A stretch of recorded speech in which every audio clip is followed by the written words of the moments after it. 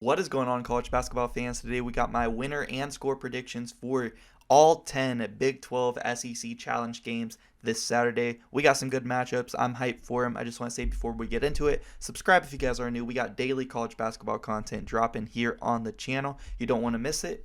Drop a like if you guys enjoy it and comment down below who you think are going to win these games. So yeah, guys, let's get into it.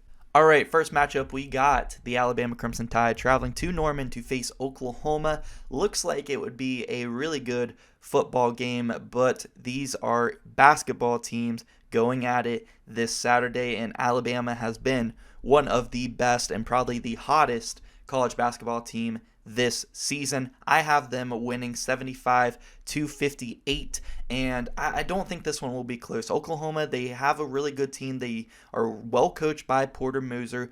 I think that they can stick through it throughout the first half, but I just think Alabama is going to make a run and pull away in this one. Oklahoma has good guards like Grant Sherfield, but I think he might be defended really well because Alabama has a lot of really good guards, and Jalen Bradley and Mark Sears, Javon Quinterly, like they are really good guards on this Bama team, and I just think that they're too hot right now. They're going to be too much, and especially because Oklahoma has been on a losing streak as of late, Alabama wins this one pretty big by 17. All right, game number 2, and we have my first upset pick in the challenge, and the lines aren't out for this game. I'm assuming Baylor is definitely going to be favored at home, especially because they just beat Kansas. They're on a 5-game win streak now. They're starting to heat up, but the key matchup in this game has to be the guards. You got Anthony Black and Ricky Council IV on one side, and then you got Adam Flagler, Keontae George, LJ Cryer on the other side. I mean, there's going to be 5 NBA level guards playing in this game. I think the key for Arkansas to win this game are going to have to be from their forwards, Mekhi Mitchell and Jordan Walsh. They have big games, outplay Baylor's forwards, and I think Arkansas could win this one in a close game. Like, I think these two games, or these two teams, they're going to be playing in a high level basketball game. It's going to be very entertaining. It's going to come down to the wire. I think more times than not, Baylor will win this game, especially in Waco, but I am going to have Arkansas pull off the upset. Next up, we have the Auburn Tigers traveling to Morgantown to face my favorite team, the West Virginia Mountaineers, and I'm not sure who's going to be favored in this one.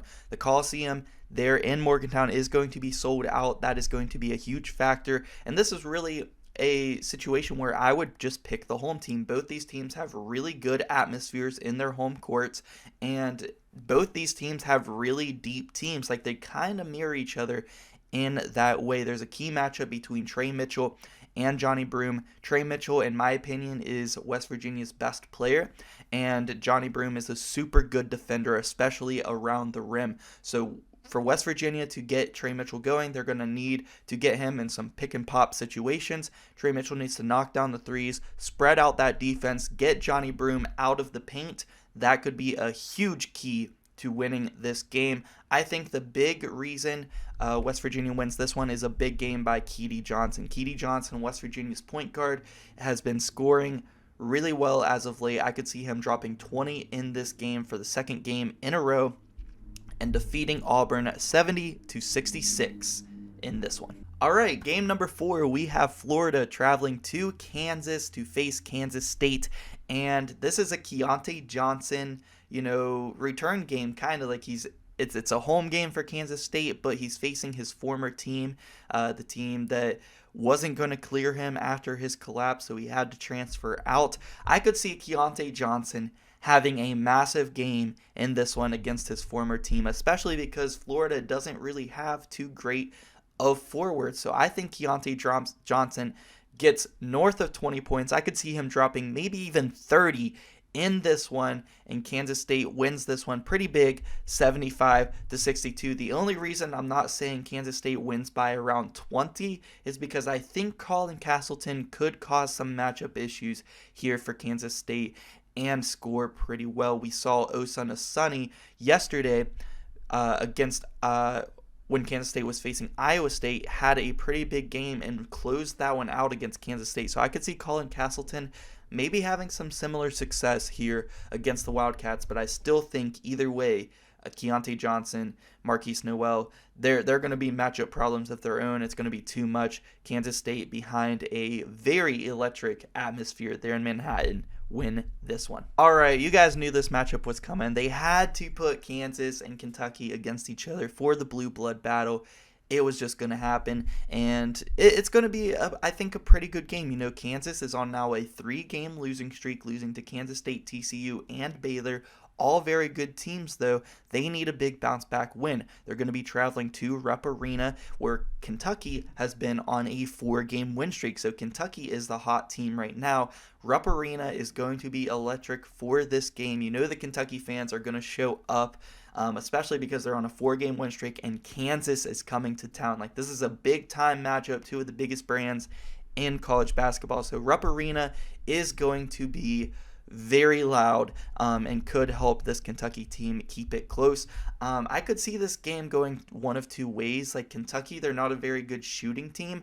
I'm going to predict that they make a few more threes than they normally do in this game and keep it pretty close. I could also see Oscar Tshiebwe having quite a game here against KJ Adams and getting the boards, but it's Kansas forwards. They have to be able to block out and not let Oscar Tshiebwe get a bunch of boards in this game. Jalen Wilson, Kevin McCullough, they have been the horses on this team at rebounding the ball, so they have to continue doing that. I think they do that, and I just think that Kansas's guards and Bobby Pettiford, Daquan Harris Jr., Grady Dick, they're a much better shooting team than Kentucky. So as long as that shooting travels to a really good atmosphere there in Kentucky, Kansas should have no problem winning this one, and I have them winning 77-71. It won't be easy for them, but I think Kansas gets back on track here in this one. Game number 6, we have Texas Tech traveling to LSU, and both of these teams have really struggled once they got to conference play. Texas Tech yet to win a conference game as I'm recording this video. They have West Virginia at home tonight as I'm recording this one, so that could be a big opportunity for Texas to get a conference win. LSU, they've lost like 5, 6, maybe even 7 in a row now in conference play.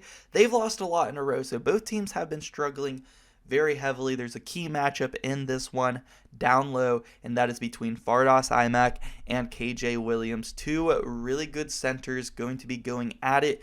I think Texas Tech, this is going to be a defensive, gritty, ugly type game. I don't know if either team is going to score 60 points, but I think Texas Tech is just the better overall team. And the main reason they've been struggling is just because the Big 12 is so good, man. And I know LSU has played some really good SEC teams, but they've also lost to teams like Florida at home. That they need to get that win. LSU needed that win. I just think Texas Tech wins this one. It is pretty close, 57-54. Red Raiders pull off the W. Game number 7, and this one is probably the game that most people care about the least, and I apologize, Ole Miss and Oklahoma State fans, but this game is the one that no one's going to care as much about. Ole Miss is just not very good. I think they have a negative record right now. Oklahoma State, they actually have pulled off a few Big 12 wins, and they have a pretty decent team, actually. But it is very Oklahoma State-like to win a few Big 12 games in the toughest conference against some really good teams, and then go and lose to a 9-11 Ole Miss squad, right? Especially at home. But I think Oklahoma State gets it done here at home. I have them winning 63-58. Avery Anderson, Caleb Boone, these guys have been on Oklahoma State, it seems like, for 5 years now. I think that they're going to help this team and pull it off. Bryce Thompson, also a really good player there at Oklahoma State. They pull off this one in a semi-close game, 63-58. Number 8, we have a good one as TCU is traveling to Starkville to face Mississippi State. And Mississippi State, they're a team that got off to a really hot start. They kind of cooled down as of late, but still a very good defensive team and a dangerous team at home. And that's where it kind of gets tricky, right? Because TCU is the number 1 team when it comes to fast break points, getting out in transition, and I think that they could have some success with that against Mississippi State. But if Mississippi State kind of use the strategy that West Virginia used at home and just completely stop the transition buckets, and then TCU's just having an off shooting night like they did in Morgantown, that is the only way I could see Mississippi State possibly winning. But even if so, does Mississippi State have enough scoring to defeat TCU? So I'm predicting TCU has a little bit of an off shooting night, but still enough points to win this one by 10, 69-59. Damian Ball, Mike Miles, those guards are really good in transition. I really like this TCU squad. I think Eddie Lamb can also dominate the boards in this one. I got the Horned Frogs winning this one by 10. All right, game number 9, and our last two are some really good matchups. Iowa State going to Missouri, and this one, they're kind of close, geographically, former Big 12 foes. This will be a really fun matchup because Missouri has had a really good home court advantage so far this year with a really good atmosphere, and Iowa State traveling in there as a hot team. They just knocked off Kansas State. They're in sole possession of first place in the Big 12 right now, and they're playing with a 4-guard lineup, and that's really both these teams play with a lot of guards on the floor at the same time. Both of these teams have really good guards. You have Iowa State, who has Gabe Kalitcher, Darren Holmes, Caleb Grill, Lindsey, and then on Missouri side you have Demoy Hodge, Kobe Brown. These are all Nick Honor. Like, these are some really good guards on both sides of the ball. I think the key difference is Asani. I think Asani could have a big day down low for the Cyclones and help them win this one in a tough atmosphere, like I mentioned, 75-71. This might be one of the closer games here on this slate. All right, and our last game, we have the Rick Barnes Bowl. Former Texas coach, current Tennessee coach, Rick Barnes. They are hosting Texas in Rocky Top, and this is going to be a super fun game. I mean, the guard duos in this game, you got Marcus Card, Tyrese Hunter on Texas's side. On Tennessee's side, you got Kai Ziegler, Vescovi. Those are some really good guards here in this game. And Tennessee, I know the atmosphere is going to be fun. There's going to be some really fun atmospheres in this Big 12 SEC Challenge. This might be the best one this weekend. I mean, Tennessee fans will be showing up for this one and be loud, but I think Tennessee can win, that guard matchup there, especially on the shooting side. Tyrese Hunter, he hasn't been playing too well since they've got into Big 12 play. Tennessee, a really good defensive team, and Tennessee is really good at stopping opposing teams' bigs, and Texas, even though they have really good guard play, they like to play through some of these bigs like Timmy Allen, like Dylan Dessou, like Christian Bishop. They like to get, lob it up to them, get it to them in the pick and roll, want to drive and kick it to the big for a slam. Like, I think Tennessee is going to shut that down. I think this will still be a decently high-scoring game. I have the Vols winning this one at home 79-72 in a very good game. But that is going to do it for my Big 12 SEC Challenge predictions. Let me know what you guys think down below in the comment section. Make sure you guys hit that like button if you guys enjoy, and most importantly, if you guys have not already, hit that subscribe button, because we have daily college basketball content dropping from now all the way until March Madness, and even off-season content after that. We have a podcast every Thursday. We have predictions every Friday. We have power rankings every Monday, bracketologies, bracket predictions, all that good stuff. Make sure you guys subscribe. And yeah, guys, thank you so much for watching.